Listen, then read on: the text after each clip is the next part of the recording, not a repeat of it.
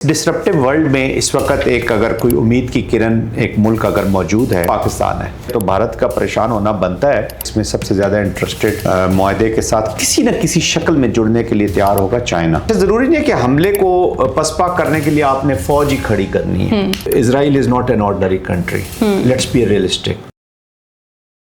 अस्सलाम वालेकुम, आप देख रहे हैं आज़ाद डिफेंस। मैं हूं अरीज फातिमा। स्टूडियोज में मुझे ज्वाइन कर रहे हैं defence and security analyst major general Zahid Mahmood साहब। बहुत शुक्रिया जनरल साहब ज्वाइन करने का।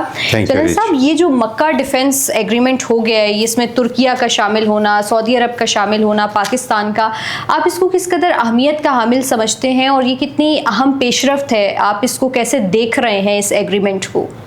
जी, thank you very much Areej for inviting me. देखिए, इस डिसरप्टिव वर्ल्ड में इस वक्त एक अगर कोई उम्मीद की किरण एक मुल्क अगर मौजूद है और वो स्टेबिलिटी के लिए काम कर रहा है, एक ब्रिज के तौर पे काम कर रहा है और मिडिल पावर्स को कोई अहमियत दिलवा रहा है, तो वो पाकिस्तान है। डिसरप्टिव वर्ल्ड में इसलिए कहता हूँ कि यहाँ पे हमने देखा है कि इस वक्त दोनों जो सुपर पावर्स हैं, जो अपने वक्त की मल्टीपोलैरिटी में भी वो सुपर पावर रही, कोल्ड वार भी उन्होंने देखी, दोनों अपनी अपनी वॉर में मसरूफ हैं और दोनों इंटेंगल्ड हैं। दोनों वॉर ऑफ चॉइस का विक्टिम हुई हैं। दोनों के डिज़ाइन थोड़े से पॉलिटिकल ऑब्जेक्टिव्स डिफरेंट हैं, but they created war for themselves. तो डिसरप्शन की तरफ चला गया। चाइना है जो तीसरी पावर है इस वक्त और बड़ी पावर है, वो अपने आप को मॉरल पावर के तौर पर, इकोनॉमिक पावर के तौर पर रखना चाहता है, तो उन्होंने अपने आप को थोड़ा सा मिलिट्री एप्लीकेशन के इंस्ट्रूमेंट को उन्होंने रोका हुआ है। तो ये याद रखो, उसके बीच में ये जो पाकिस्तान ने क्रिएट किया है आफ्टर मीडिएशन, वो कहते हैं ना सरप्राइज पे सरप्राइज दे रहे हैं। और आपने भारत का जिक्र किया, तो भारत का परेशान होना बनता है क्योंकि ये एक ऐसी अलायंस है जो तीन चीज़ों को इंश्योर करेगी। Number one, collective deterrence, war को अवर्ट करे। कोई भी मिलिट्री हो, उसका बेस्ट यूज यही होता है कि वो वॉर को अवर्ट कराए, डिटर कराए। ठीक, तो deterrence is the fundamental objective. Second objective उनका यह कि कलेक्टिव सिक्योरिटी। आज दुनिया का कोई ऐसा मुल्क नहीं है जो खास तौर पे जो कन्वेंशनल फोर्सेस और प्लस कॉम्बिनेशन के साथ नॉन स्टेट एक्टर्स का जो इंस्ट्रूमेंट जब यूज होता है, तो दैट फंडामेंटल एक सिक्योरिटी की जो बेस है उसको हिट करता है। तो वो कोई मुल्क अकेला उसको पाया तकमील तक नहीं पहुंचा सकता। इसकी मैं बाद में आपको एक अमेरिका की भी मिसाल दूंगा। तो वो कलेक्टिव सिक्योरिटी का दूसरा एलिमेंट है। तो deterrence, collective security, and third the main pillar which these two will lead the world and region to is the regional stability, के रीजन डिस्टेबलाइज है। अब इस्लामिक, अभी कई लोग इसको इस्लामिक नेटो का नाम देते हैं, कई लोग इसको इस्लामिक मुल्क और शामिल होंगे, दूसरे मुल्क भी शामिल। पहले वैसे तो इट इज़ वाइड ओपन। जिस आर्किटेक्चर, जिस लीगल फ्रेमवर्क के अंदर ये सेट इन हुआ, that flows from the article 51 of the United nation, जो एक कौम को और कई कौमों को कलेक्टिवली अपने दिफा का हक देता है अगेंस्ट एनी आउटसाइड एग्रेशन। तो उसके तहत ये फ्रेमवर्क इस्टेब्लिश हुआ है। इस्लामिक कंट्रीज़ रीजन में देख लें, साउथ एशिया में देख लें, इवन जो ईस्ट की इस्लामिक कंट्रीज़ हैं, अफ्रीका में देख लें, ईस्ट की इस्लामिक कंट्रीज जो है वो कंटेस्टेशन मोड में डाल दी गई हैं और बाकियों में तो किसी न किसी तरीके से जंग या लॉ एंड ऑर्डर की सिचुएशन। एक मिडल ईस्ट में पड़ा हुआ था, तो वो भी वॉर ऑफ चॉइस जो पड़ी है, आई है अमेरिका और इजराइल की तरफ से, उसके वजह से वो शामिल हो। आई मीन उसकी वजह से ये मिडिल ईस्टर्न कंट्रीज भी they have been engulfed by the war. तो अब डिस्टेबलाइजेशन जब रीजनल कंट्रीज में, इस्लामिक कंट्रीज में, तो ऑफ कोर्स एक इस्लामी इत्तेहाद इसको ज़रूर कहा जा सकता है। बट अगेन ये किसी के खिलाफ नहीं है, न इनके कोई एक्सपेंशनिस्ट डिज़ाइंस हैं, न इनके कोई हेजमोनिक डिज़ाइंस है। पर मैं अरीज इस आपने कहा ना इसकी अहमियत क्या हो सकती है, तो मैं इसको एक अगर फिक्र में समा दूँ तो वो यही है कि ये एक नया स्टेबिलिटी का ब्लॉक इस्टेब्लिश होने जा रहा है। अच्छा जनरल साहब, मुझे ये बताइएगा कि जिस तरफ आपने भी इशारा किया कि दीगर ममालिक इसमें शामिल हो सकते हैं, और हमने देखा कि जैसे ही ये मुआहिदा हुआ, तुर्की के वजीर खारजा ने सबसे पहले ये इशारा किया कि मुमकिन है कि इसमें दीगर ममालिक भी शामिल हों। और उसके बाद मैं देख रही थी कि इसहाक डार साहब ने भी कहा था कि ये जो मुआहिदा हम तीन इस्लामी ममालिक के दरमियान हुआ है, मुमकिन है कि दीगर और ममालिक भी इसका हिस्सा बनेंगे और फिर आप समझते हैं कि ये एक बेहतरीन ब्लॉक, जो इस्लामिक ब्लॉक तश्कील दिया गया। आप क्या समझते हैं कि कौन से ऐसे ममालिक हैं जो इसमें इंटरेस्टेड होंगे कि वो आएँ, तुर्की, सऊदी अरब और पाकिस्तान के इस मुआहिदे में हिस्सा लें या शामिल हों? अगर आप पावर पोटेंशियल के कॉन्टेक्स्ट में अगर हम इसको टॉप टू बॉटम जाएं तो सबसे पहली बात तो यह कि इसमें सबसे ज़्यादा इंटरेस्टेड मुआहदे के साथ किसी न किसी शक्ल में जुड़ने के लिए तैयार होगा चाइना।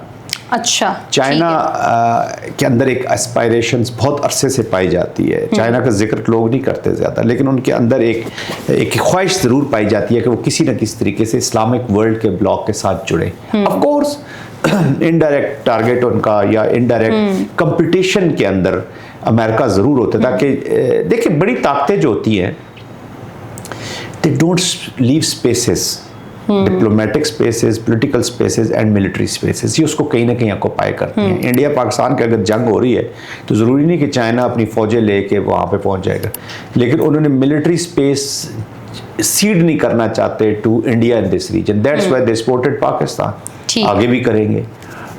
रशिया जो है वो ईरान को सपोर्ट करता है, चाइना ईरान को सपोर्ट करता है, और ये दीज आर फैक्ट्स नाउ। अभी ये कोई ऐसी बात नहीं है। तो चाइना जुड़ना चाहेगा। उसके अलावा जो अफ्रीकन मुस्लिम कंट्रीज़ हैं, जैसे यमन हो गया, जैसे सोमालिया ने इंटरेस्ट शो किया इसके अंदर, फिर मिडल ईस्ट के अंदर इजिप्ट, कतर, ओमान की हम बातें कर रहे हैं। इजिप्ट वाज ऑलमोस्ट देयर, लेकिन उनकी ज़रा थोड़ी सी ना लीगल कुछ फ्रेमवर्क्स हैं। एक तो वो इस वक्त मखमसे में है कि टर्की तो साइप्रस से हालात ख़राब कर लूँ, पाकिस्तान तो इंडिया से ना हमारे हालात ख़राब हो जाएं, एक ये है। और दूसरा ये है कि उनका जो आइन है उसके मुताबिक जब तक कॉन्स्टिट्यूशनल परमिशन न मिले उनको, दे कांट जॉइन दिस, तो इमीडिएटली तो वो कर नहीं सकते थे। बट आज नहीं तो कल देर आर चांसेस, कतर के बहुत चांसेस हैं, ओमान के चांसेस हैं, कोई ऑलरेडी पाकिस्तान के साथ पैकेज में है, तो ऑलरेडी इनडायरेक्टली वो इसका हिस्सा ही समझ लें। अच्छा जनरल साहब, आपने भी भारत का जिक्र किया, लेकिन एक अगर मैं क्विकली आप फिर भारत की बात कीजिएगा, number doesn't matter. How transparent and how effective this coalition is going to be to mitigate करे security concerns को, तो वो that has to be seen. तो मेरे ख्याल में ये तीन जो बड़ी ताकतवर मुल्क हैं, मिडल पावर्स हैं, these are still more than enough. और छोटे छोटे आजकल coalitions बनती हैं, क्वाड हो गया 4 मुल्कों का, I2U2 हो गया, 4 मुल्कों, लेकिन जाहिर है कि ये ओपन है, कोई भी अगर आना चाहे तो इसमें आ सकता है। अच्छा जनरल साहब, अगर सऊदी अरब पर हमला होता है तो तुर्की और पाकिस्तान का किरदार ये होगा कि वो उस पर अपना हमला तस्वुर करेंगे।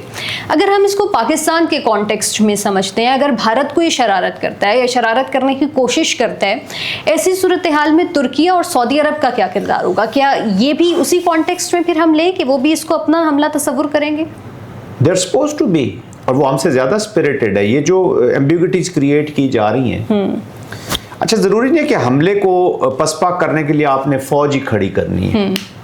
कुछ हमले वैसे ही आप पसपा कर देते होते हैं। You create environment. मैंने पहले कहा कि पहला एफर्ट होगी इस कोलिशन की कि to create deterrence, to establish deterrence and maintain deterrence, and if deterrence is lost तो ये किसी भी फौज का ऑब्जेक्टिव होता है to regain that deterrence through military actions. अब इंडियन कॉन्टेक्स्ट में देखें, पाकिस्तान के एक सिनेरियो अगर है कि इंडिया ने पाकिस्तान पे अगर कन्वेंशनल हमला कर दिया तो ऑफ कोर्स फिर जो हमारी लॉजिस्टिक सपोर्ट्स होगी, जो हमें डिप्लोमेटिक सपोर्ट चाहिए होगी, friends of Türkiye, friends of Saudi Arabia, वो इफ़ेक्टिव हो जाएंगे। पाकिस्तान को एक जो वॉर की वजह से जो इकॉनमी के लॉसेस होते हैं वो आप कवर करेंगे। एंड सेकेंडली, अगर मुआहिदा आगे जाता है तो हु नोज़ कि उनके इक्विपमेंट यूज़ कर रहे हो। पाकिस्तान की फ़ौज जो है, they are very well configured to take on India और ये वेस्टर्न फ्रंट दोनों। ठीक है, तो उनको फिजिकली जो सपोर्ट चाहिए, मे बी ड्रोन, अभी जो फ्यूचर का वॉरफेयर है रीच, वो नॉन कॉन्टैक्ट वॉरफेयर है, चेंज है। ऐसे नहीं है कि फौजी आमने सामने बॉर्डर पे शुरू हो जाएंगे। अब आप भी उतनी फौजी हैं जितना मैं फौजी हूँ। आपको याद होगा, नहीं आप बहुत फौजी हैं क्योंकि आपने बड़े अच्छे तरीके से जंग लड़ी है माजी की। मुझे याद है जैसे नूर खान बेस के पास हमला हुआ था तो आप बड़ी स्पिरिटेड नजर आ रही थी मुझे। तो आपने तो भी कहने का मकसद नॉन कॉन्टैक्ट में civilians and military will be targets alike. तो जो इकोनॉमिक स्पेसेस हैं, जो आपकी सोशल पोलिटिकल स्पेसेस हैं, उनको भी ये कवर करेंगी। End of course drone technology है टर्किया की, एयरक्राफ्ट की टेक्नोलॉजी है। हम ऑलरेडी एक जॉइंट वेंचर के ऊपर काम कर रहे हैं। फिर सऊदी अरेबिया के पास बहुत से ऐसे हैं। फिर उनके पास सऊदी अरेबिया के पास डिप्लोमेटिक लीवरेजेस बहुत हैं, इकोनॉमिक लीवरेजेस है। तो ऑफ कोर्स उनको ब्रूए कार लाया जाएगा। और इंडिया भी अब 10 दफ़ा सोचेगा कि वो पहले भी पछता रहा है। अच्छा, 4 दिन सोच की तो वो जंग बहुत करके। रहे हैं। मैं जनरल साहब उनकी ट्रांसमिशंस देख रही हूँ, उनके प्रोग्राम्स देख रही हूँ। वो गोदी मीडिया कह रहे हैं कि ये जो ट्रायलैटरल एग्रीमेंट है, इससे सिर्फ पाकिस्तान ने अपना दिल खुश किया है, इसकी कोई वैल्यू नहीं है, इसकी कोई प्रैक्टिकलिटी नहीं है। आप क्या समझते हैं कि भारत को इससे इतनी तकलीफ क्यों हो रही है और वो उनसे ये क्यों माहिदा हजम नहीं हो रहा है? जिस दिन माहिदा हुआ तो मुझसे मैं किसी टीवी चैनल पे यही सवाल किया गया कि भारत को क्यों तकलीफ हो रही है, आग भड़क उठी है, आग भड़क उठी है। तो मैंने कहा था उनकी तकलीफ बनती है। देखिए, इसके सबसे बड़ा इंडिकेटर ये है कि आपने कि उनको क्यों तकलीफ कितनी तकलीफ हुई है कि कम्युनिकेशन जो अरेंजमेंट हुआ जस्ट आफ्टर माहिदा, जो बातचीत हुई है वो प्राइम मिनिस्टर नेतन्याहू और मोदी के दरमियान हुई है। और दोनों ने कहा जी हम वेस्ट एशिया को हम ज़रा क्लोजली ऑब्जर्व करें। इसका मतलब है कि वो हिंदू ज़ायनिज़्म और जूइश ज़ायनिज़्म को एक सीरियस थ्रेट पहुंची है। इन दोनों ने इकट्ठे इन प्रॉन्ग्स ने चलना है, ये याद रखिएगा। इजराइल की जो ब्लू बुक है, why India is using that, क्योंकि अब दोनों का सिलेबस एक ही हो गया। दोनों की एक ही टेक्स्ट बुक है, ब्लू बुक है for the war, for instability, for expansionist designs. अपनी इजारादारी कायम करना चाहते हैं, अपने रीजन के नेबर्स के अपने नेबर्स के साथ चांकिया कोतालिया की टैक्टिक्स को सामने रखते हुए, मंडाला थ्योरी को सामने रखते हुए वो कर रहे हैं। अपने एनिमीज उन्होंने अपने नेबरहुड में बनाए हुए। अब इजराइल का रेम देख ले, इंडिया का रेम देख ले, तो ये उनको तकलीफ इसलिए हो रही है कि ईरान ने एक हॉर्ड लगाया है और रद्दी की टोकरी में फेंका है इब्राहिम अकॉर्ड को। अमेरिका को उन्होंने इस वक्त नाकों चने चबवा दिए। प्रॉब्लम तो कर रहे हैं उनके लिए क्रिएट। और इजराइल का जो एक्सपेंशनिस्ट पॉलिसीज है उनके आगे और फर्म दीवार बन गई है जी। बजाय उस दीवार को गिराने के इन्होंने और दीवार को मजबूत कर दिया। और जो हिंदुत्व की एप्लीकेशन है, which is the changing character of the state, जो हिंदुत्व की तरफ चली गई। वैसे तो ये थी हिंदू स्टेट ही, ये secular democracy, it was all bullshit and drama. तो उसके सामने जो दीवार है वो पाकिस्तान बनी हुई है। और अब इस दीवार के साथ जब Saudi Arabia, Türkiye, China, Azerbaijan, दीगर ममालिक ईंट की तरह जुड़े हुए हैं। और फिर इंडिया पिछली दफा भी यही गोदी मीडिया कहता हम तो 5 मुल्कों के खिलाफ, वो पता नहीं लफ्ज यूज करते हैं, 5 मुखी लड़ाई लड़ रहे थे 5 डिफरेंट डायरेक्शन में। तो इंशाल्लाह with the passage of time इनकी ये जो मुखिया बहुत ज्यादा बढ़ जाएंगी। अच्छा, लास्टली मुझे बताइएगा कि ये जो इजराइल की चौधराहट हम खित्ते में इतने अरसे से देख रहे हैं, आप समझते हैं कि इस तरह के इकदाम उसकी भी पॉलिसीज को कहीं ना कहीं धचका देंगे? देखिए, ऑप्टिमिस्टिक तो हमें होना चाहिए, लेकिन अरीज मैं समझता हूँ कि Israel is not an ordinary country.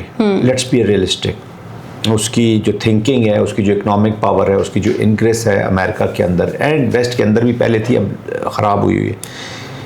पूरा वेस्ट ये समझ रहा था कि इजराइल ने ज़्यादती की है। पूरी दुनिया इस कंक्लूजन पहुंची थी कि Israel has sucked in America into this war and they have pushed them. अब ये डिपेंड करता है ईरान के ऊपर, कैसे ईरान जो है वो कैसे इस वार को ख़त्म करने के बाद रीजन के चेस बोर्ड पे एज अ पार्टनर जाता है। अच्छा, अगर वो रीजन के चेस बोर्ड के ऊपर एक पावर बन के इंटिमिडेशन, कोरिजन और या वही पॉलिसियां रखना चाहता है, तो फिर इजराइल को अपने अज़ाइम से रोकना मुश्किल हो जाएगा। कभी कभी आप फिजिकल वार जीत जाते हैं, लेकिन डिप्लोमेटिक पॉलिटिकल डोमेन में आप जंगें हार जाते हैं। अब देखने को तो मिलिट्री नुकसान ईरान का बहुत ईरान का आप समझते हैं कि अभी बहुत अहम जिम्मेदारी है ईरान के ऊपर, and that is the requirement of Pakistan. ये इत्तेहाद इस कॉन्टेक्स्ट में ईरान को ये फायदा मंद हो सकता है, ईरान इसका हिस्सा भी हो सकता है कि अगर वो कलेक्टिव सिक्योरिटी आर्किटेक्चर पे आए। अब्बास अराक्ची साहब इसका इशारा कर चुके हैं, लेकिन थोड़ा सा ईरान का सिस्टम ऑफ डिसीजन मेकिंग ऐसा है कि जब तक वो सब लोग नहीं डिसाइड करेंगे तब तक कुछ ना कुछ हर्डल रहेगी। कुछ ना कुछ हम देखते हैं। मोहसिन रज़ाई साहब का चीफ सिक्योरिटी एडवाइज़र बनना, थोड़े से हार्ड लाइनर्स हैं, सख्त हैं। देखते हैं कि अभी अब वो अपनी क्या पॉलिसीज अपनाते हैं। लेकिन मुझे जो अपेरेंटली लगता है कि ईरान इस वक्त जो पॉलिसी है वो फिलहाल तो अमेरिका और इजराइल के हाथी को इस कमरे से निकालना चाहते हैं। They want to push them out of the war, और उसके बाद वो प्रॉब्ली रीजन की तरफ तवज्जो देंगे। अब वो उस रीजन रीजन के बाद अगर रीजन के अंदर महाजराई पे जाएंगे तो Israel will pursue their objectives. अगर वो कलेक्टिविज्म की तरफ जाएंगे, कलेक्टिव सिक्योरिटी में जुड़ेंगे, सबके साथ मिलके चलेंगे, तो फिर तो इजराइल इज इन शैम्बल्स। फिर आप गाजा भी हल हो सकता है, फिर आप लेबनान को भी हल कर सकते हैं, सीरिया की इनकर्जन्स को भी रोक सकते हैं। Then there can be a larger peace and stability in the region. बहुत शुक्रिया जनरल साहब आपका। आप लोगों से मुलाकात होगी नेक्स्ट पॉडकास्ट में। अल्लाह हाफिज।